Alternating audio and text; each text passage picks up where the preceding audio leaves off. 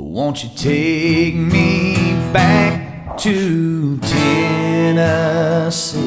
The award-winning Tennessee WildCast is on the air with the latest in hunting, fishing, boating, wildlife watching, and all things outdoors. Make welcome your host, drummer and expert novice, Jason Harmon. Hello, everybody, and welcome to this edition of Tennessee WildCast. Thanks for tuning in. Thanks for watching and listening. We got an awesome show lined up for you today. It's going to be a very interesting conversation.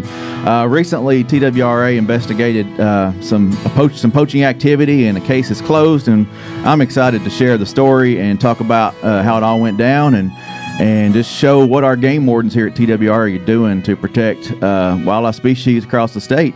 In this case, deer, some turkey, and some other things. So in the house, we have TWRA game wardens Colin Jones, Ethan Davis, and Hunter Daniels. Thank you guys for being here. I appreciate you having us. Thanks. I got 3 co-hosts today, so I appreciate y'all coming in today and being willing to talk about this and the case that y'all worked on, and I'm excited to share it with the public. I know our listeners and some of the shows that I listen to out there on podcasts and things talk about cases and some of the things that went down, and I think they're well received, and people want to know some of the work y'all are doing, and I think this is a great opportunity. Let's just start to my right here.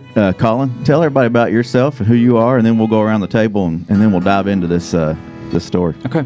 My name's Colin Jones. I'm one of the Rutherford County game wardens. I've been an officer for a little over 5 years. I started in Johnson County in East Tennessee, and then transferred to Cannon for a short time, and then been in Rutherford for about 3 years now. All right. Awesome. All right, Hunter. Hunter Daniels, signed to Wilson County. I've been on for coming up on 8 years, a little over 7. Had a brief little stint in Davidson County when I first started, but switched over to Wilson County as soon as I could, and been there ever since. Yeah, awesome. Ethan.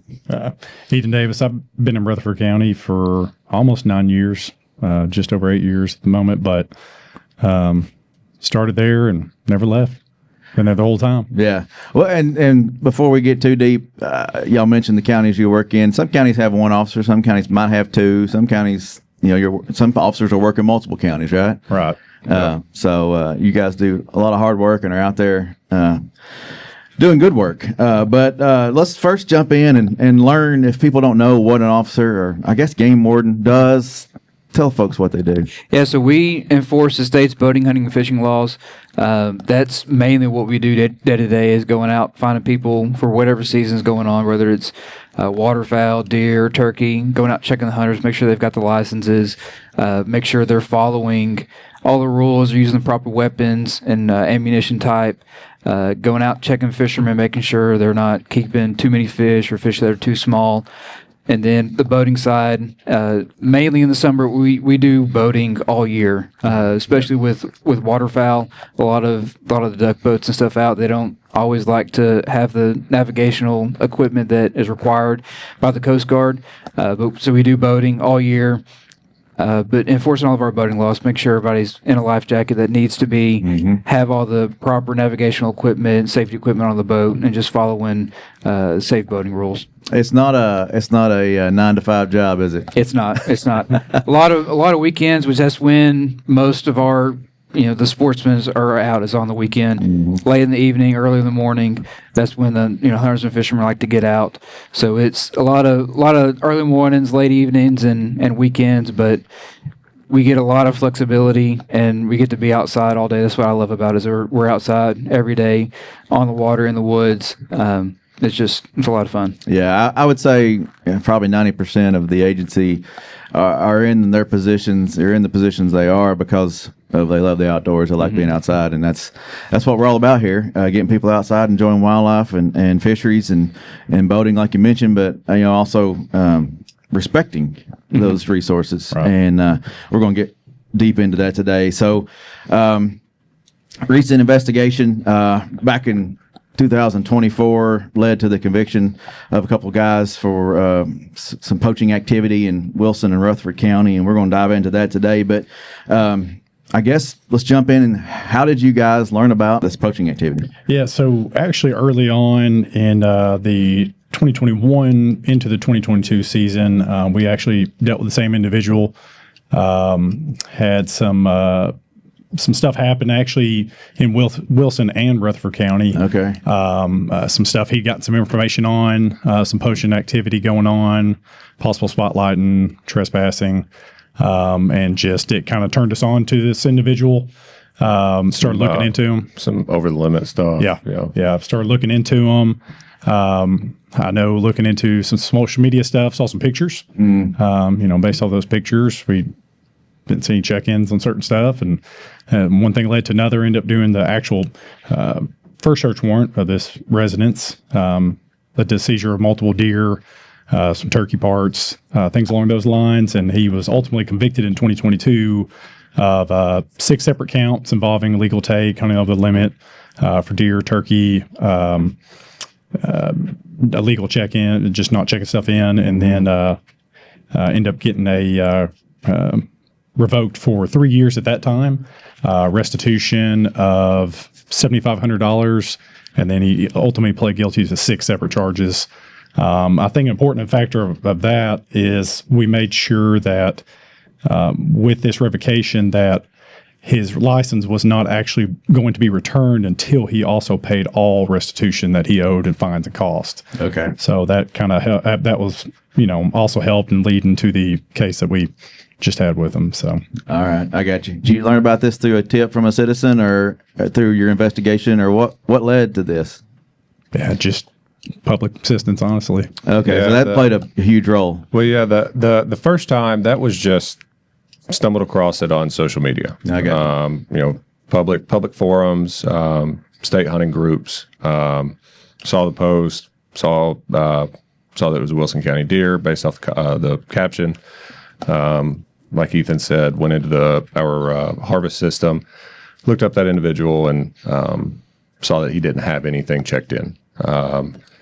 Moving forward to this past year in 2024, we knew the guy. We knew he was revoked. We knew he had some tendencies, had some habits, I guess. Yeah. Some areas he liked to. We would see him at a lot. Liked to hunt. I guess it was early fall, bow season. Just out of the blue. Never met this person before in my life. Still have not met him. I got some information from him regarding this previous individual from 2021 had poached a deer. Okay. So a citizen tip. Citizen tip. Yeah. Talking to him a little bit, was able to get a couple of photos from him to match. Had a picture of Mr. Comer with laying behind the dead deer, and then was able to match that up with some other pictures of the deer on the hoof alive. So was able to get a kind of tighten in our search area, our focus area, and go from there. Colin said, we work a lot of weird hours. We work a lot of long hours. There's been some 16, 17-hour days, both boating, hunting, fishing. Just our job revolves around recreation. So when people are recreating, we're working. Yeah. So, there was a lot of hard work that went into it, but without that tip, it would have been a lot harder to move forward with this. Like you said earlier, there's only a handful of officers. Like Wilson County has 1 officer. Rutherford County has 2 officers. Davidson has 3. And those are 3 of the busiest counties in the state. Without that information from the public, that's invaluable. We can't be everywhere all the time and have eyes on everything all the time. We're all sportsmen. All 3 of us love to hunt, fish, trap. And without that information from that individual that kind of kickstarted this, who knows? It might have been another year or 2. We might have caught him a week later. I don't know. But that information is incredibly invaluable. Well, and you've already kind of touched on it, but you received the initial information. What were some of your first steps to verify and act on it? And then walk us through how you identified Robert Comer and Carson Smith as the suspects. Yeah, so Carson came probably 2 or 3 months later in the investigation. Initially, it was just Robert Comer. Like I said earlier, we got I got the initial tip from the individual who I would like to point out remained anonymous through the whole thing. Yeah, a lot of hesitations from a lot of the public is I don't want to report this information because I don't want somebody knowing. I don't want to get, retaliation. Right. That individual remained anonymous through the entire process, still anonymous to this day. And I think it's important to let the public know we try to make that happen, right? I mean, Absolutely. Yeah. Absolutely. the best that we can, yeah. Yeah, I mean, I can't think of any time off the top of my head that I've received a confidential tip that I've just went to the individual accused and just said, "Hey, Jimmy told on you." Yeah. So, but yeah, got that information quickly. Soon after, during that conversation, was sent a picture of Mr. Comer. Again, we had dealt with him in the past. Was able to easily identify him. Sitting behind the deer, as Ethan said, he was revoked in spring of 2022 for 3 years, plus the restitution getting paid off. So, fall of 24, he's still revoked. So knew that he couldn't hunt.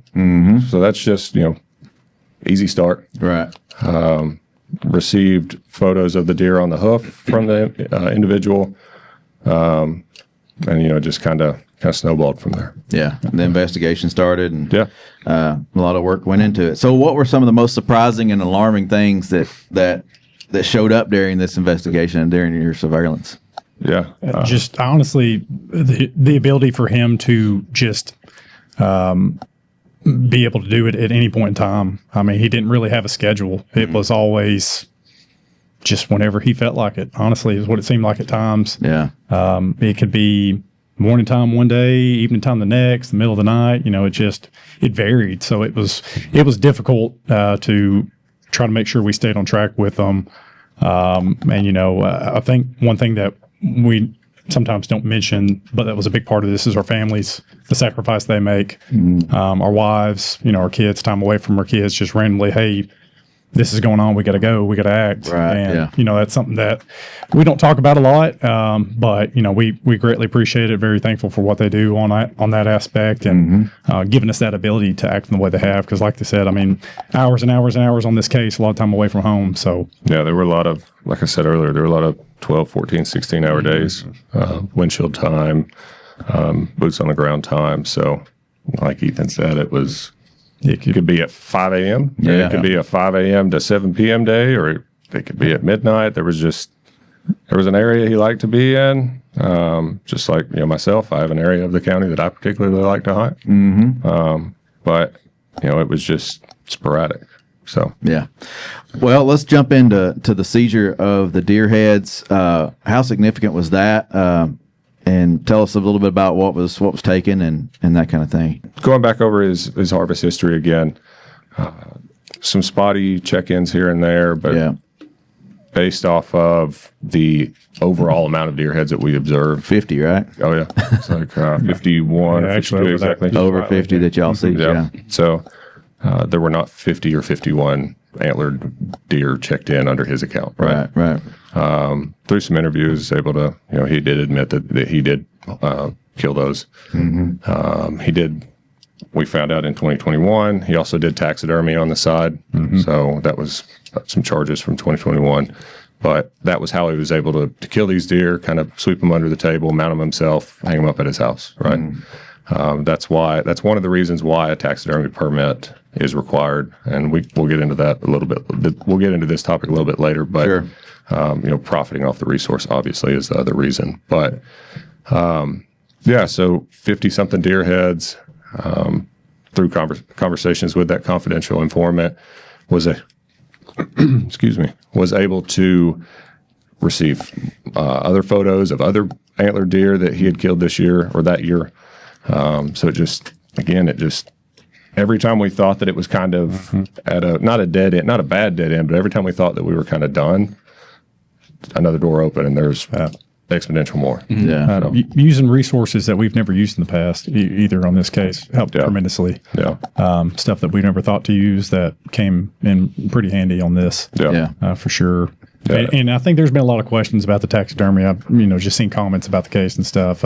He did do his own taxidermy. Okay. So that's how he's able to get around, being able to take a taxidermy, having all these checking numbers and stuff. It was sort of always under the table. So that's how he's able to kind of get by on all of that. Yeah. I got you. And 50 deer heads, they weren't all killed in 2024, but over the course of his life, I mean, he's been doing this a long time, and thanks to you guys and other tips from citizens and things, we're able to take him down. I mean, that's, I know I'm Make kind a of, statement there. I'm kind of being a little redundant when I say this, but that confidential information, again, we work really hard. We like to think that we're pretty fair and honest officers, but Yeah. that confidential information was crucial. That's a crucial part from the public. Well, so while we're on that, I'm just going to jump. Boy, I had some questions for the future, but let's just dive into that now. Public involvement is important, and these tips, and you've said it over and over again, but tell the folks about the new HuntRegs app and the details we have for that. Whoever wants to jump in, but it's not just an app for regs, but it's an app for helping citizens give these tips. Yeah, report these tips. So it's the new HuntRegs app. When you submit a tip, it knows where every officer works, and so if it's for us, me and Ethan in Rutherford County, when you submit that tip and say it's in Rutherford County, we automatically get an email sent to us immediately with that information. The biggest thing that I'll say, as far as if you do want to submit a tip, having a callback number is really crucial, because you can only get so much from the information unless everything's kind of spelled out. We really need to talk to you, just get more information, something that you may not think that's important. We need or may need and find that important to help the case to move forward. So if you do see something, put your phone number, put as much information as you can, just that way we can cross all of our T's, dot all of our I's, and get all the needed information for the case. But yeah, we've gotten several tips already with it just rolling out, and for some stuff going on in Rutherford County at least. But it's hopefully there's a lot of good cases to come with that new app, and people being able to get access to get us, the officers in the county, information, because Rutherford County is the 4th largest county in the state now as far as population. We don't see everybody. Not everybody knows who we are, have our numbers. So that now that we've got that, they can get information to us since they don't know who we are. Perfect. Yeah, and that app is, I guess, in the App Store. Whether you're on an Apple phone or an Android phone, you can get that app. And like I said, the regs are there, but it's a great tool for submitting a tip. So if someone suspects illegal activity, what should they do? Call.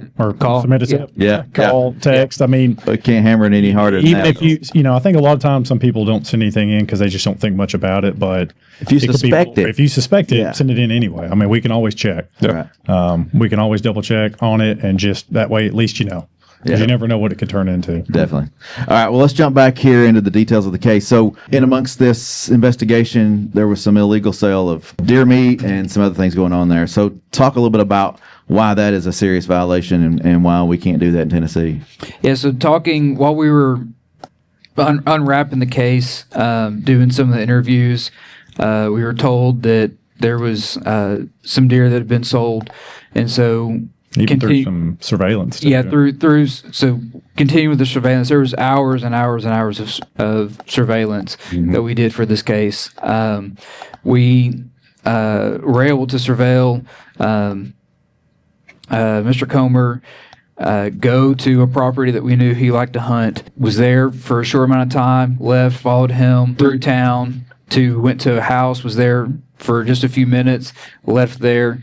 Well, we were able to go onto that property where he went initially. We found blood, was able to identify that as deer blood, and then me and Ethan went back to the house that he went to, interviewed the homeowner, and he did let us know that he has bought some deer from Mr. Comer before.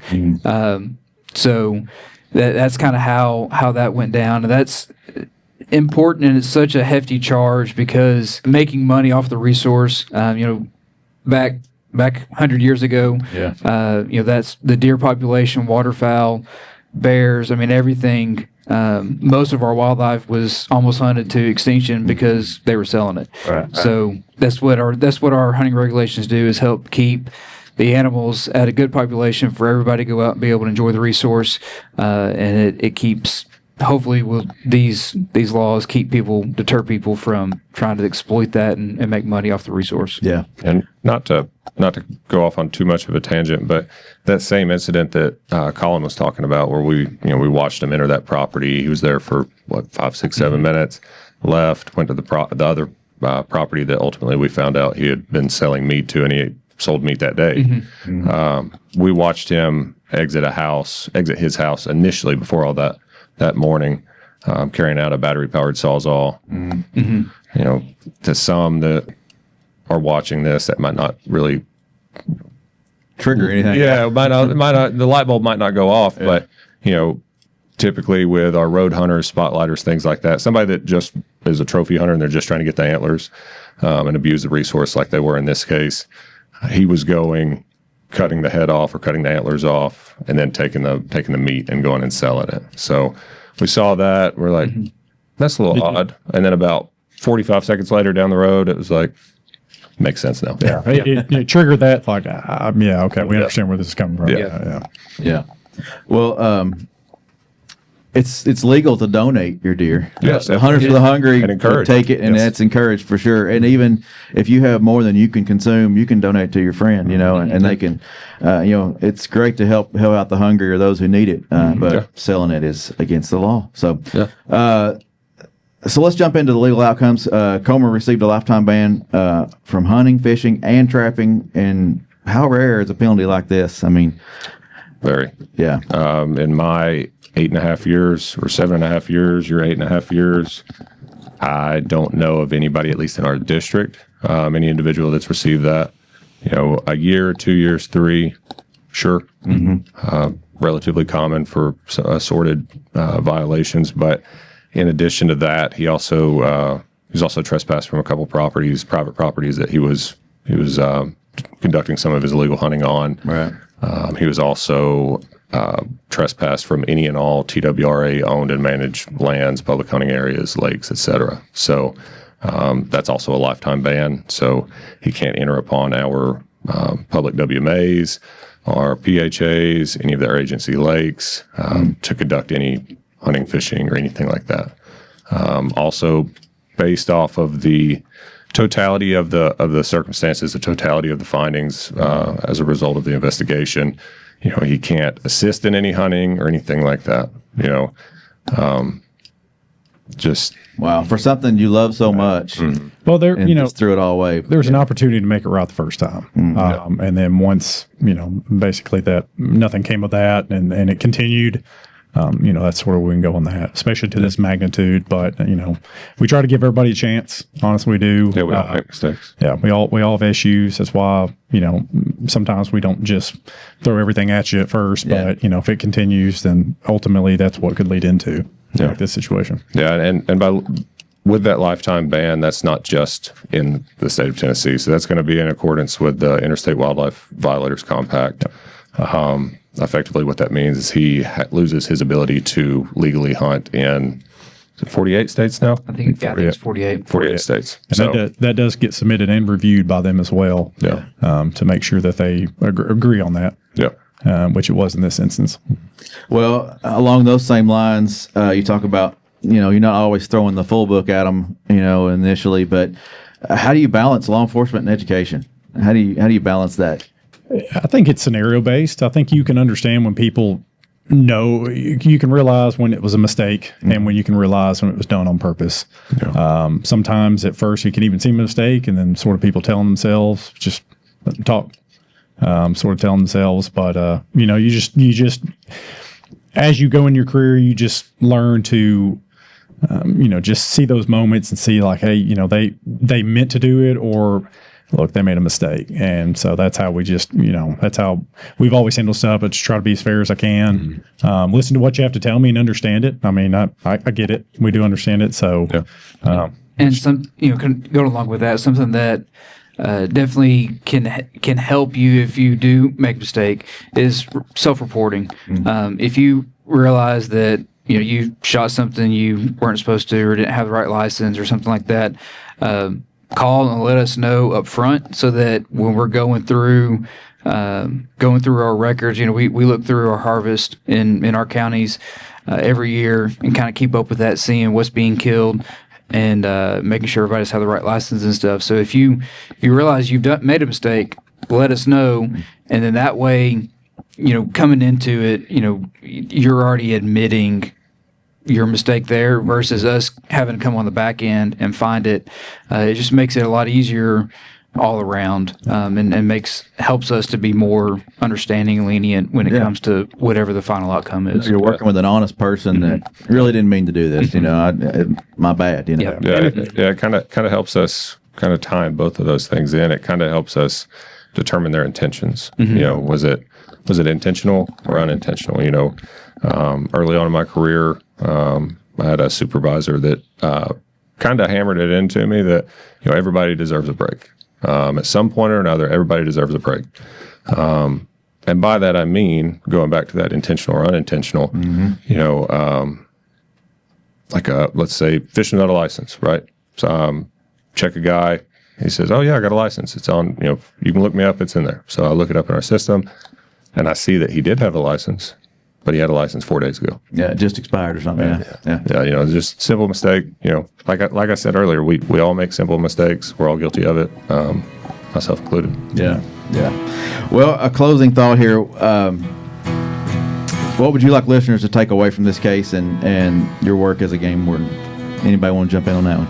I think you just have to understand, it's, you know, it's just like any type of crime, whether it's hunting related or not. You know, once it gets to a certain point, it's just going to grow to a point you just can't. It's going to be found out at some point in time. So yeah, and I'll add to that, going back to where I kind of started. If you see something, don't hesitate to call it in. We're all sportsmen. We're all kind of our brother's keeper. You know, I want my children to be sportsmen one day. I want their children to be sportsmen one day, and I want everybody to enjoy that. Yeah. If you see it and we don't, and you don't report it, we're never going to know about it.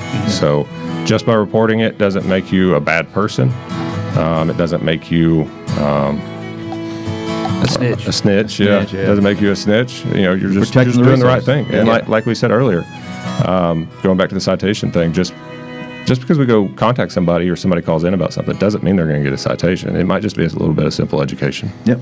The education piece plays a part there. Well, guys, I appreciate you joining me today. Thanks for having us. I know, I really hope the audience out there will enjoy this conversation, learn a lot from it, and then, you know, as you guys are doing more great work out there, we'll have you back and tell more stories. But remember, tnwildlife.org. Have all the information there for the HuntRegs app and things like that. So just visit our website to stay up to date with Tennessee Wildlife Resources Agency. And again, thank you guys. Thanks. And we'll see you all next time. Stay connected with TWRA by visiting our website at tnwildlife.org. And follow us on Facebook, X, and Instagram. You can invest in Tennessee's wildlife future by purchasing a license at GoOutdoorsTennessee.com. That's GoOutdoorsTennessee.com.